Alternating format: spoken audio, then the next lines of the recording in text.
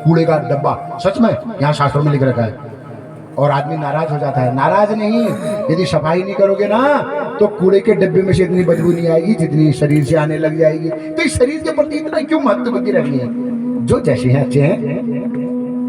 क्या हो, कबीर दाई जी का एक दोहा है, जाति न पूछे साधु की पूछ लीजिए ज्ञान। अरे साधु की जातिवादी मत पूछो ज्यादा, ये जाति के चक्कर में तो आज सनातन धर्म का नाश हो गया है। पूछ लीजिए ज्ञान, ज्ञान पूछो, ज्ञान है नहीं। सनातन धर्म कल हमारी है, हमारी जजमान जी की छोटी बहू पूछी थी, पंडित जी हमारे छोटे बच्चों को सनातन धर्म के बारे में कैसे पता लगे? बहुत अच्छा प्रश्न है, सही बात तो है भाई, कैसा पता लगे? शुरुआत कहाँ से करें? छोटी छोटी चीजों को उनको बताओ, अपने जीवन में उतारो, अपने आप आ जाएगा। हमूलावन गायत्री मंत्र गुप्त कर दी, गुरु मंत्र गुप्त कर दी, वेद हमूल गुप्त कर दी, सब पंडित जी उधर रह गए और उनके पता नहीं है। ऐसा नहीं है, जानना चाहिए। वेद मंत्र नहीं बोलने को करके मत बोलो, पर जानकारी तो पूरी रखो, वेद कितने होते हैं। और मैं आप सब लोगों से पूछूंगा, प्राय दुनिया में लोग वेद 4 ही कहते हैं, पर वास्तव में वेद कितना है? 1 है। इस पर रिसर्च कर लेना। आईएएस का प्रश्न था वेद 4 होते हैं करके, पर मैंने उसको खारिज कर दिया था। मैं जब हिमाचल शांतिवनी में पढ़ा था, मेरे पास एक पेपर आया था, वो उसका पेपर आया था, तो मैंने कहा गुरुजी ये प्रश्न आपके अनुसार तो गलत है, वेद 1 है। महर्षि वेद व्यास जी ने उसके 4 विभाग किए थे। अब बेचारा प्रश्न बनाने वाले को ही पता नहीं है वेद कितने हैं, तो क्या करोगे? वेद 1 है, 1 लाख मंत्र थे उसमें।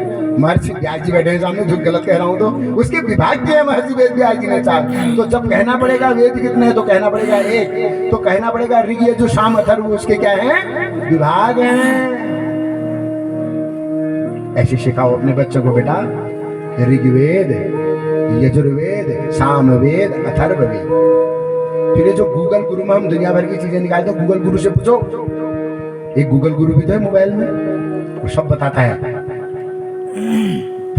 महर्षि वेद व्यास जी ने लिखा था जो महाभारत में नहीं है वो कहीं नहीं है, पर मैं कह रहा हूं जो गूगल में नहीं है वो कहीं नहीं है। क्या ऐसा ही तो है?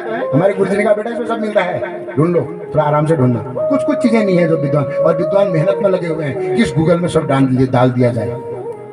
पर एक बात ध्यान रखना, गूगल में ही मत रखना।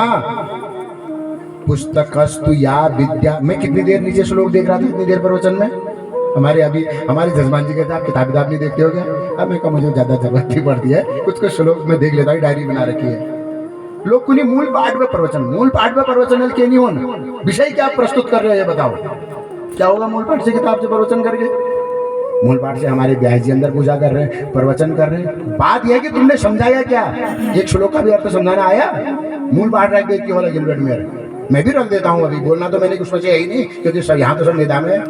मैं अभिमान पूर्वक नहीं कह रहा हूँ, लोग अभिमान पूर्वक लोग मेधा में 2 श्लोक नीचे पुनः सब मेरे मेधा में। मैं कह रहा हूँ मेरी मेधा में कुछ भी नहीं है, वो परंपरा हमने रख दी, पुस्तक के सामने पूजा कर दी।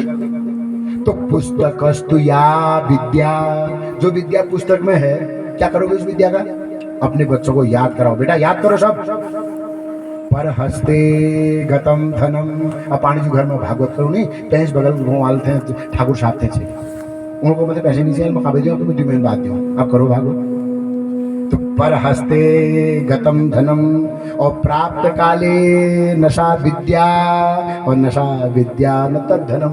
जब समय आया तब तुमको न ज्ञान आया, बुद्धि आई, और न तुम्हें पर धन आया। क्या करोगे ऐसे धन का? हाथ का धन, बुद्धि की विद्या। दुनिया में घूमो और धन नहीं भी होगा ना, बुद्धि में विद्या होनी चाहिए। जहां जाओगे वहां पूजे जाओगे, है ना? इसलिए विद्याधनम सर्वधनम प्रधानम। एक प्रधान जी ने एक अर्थ करो, उनका गांव जतु धन से प्रधान जी से।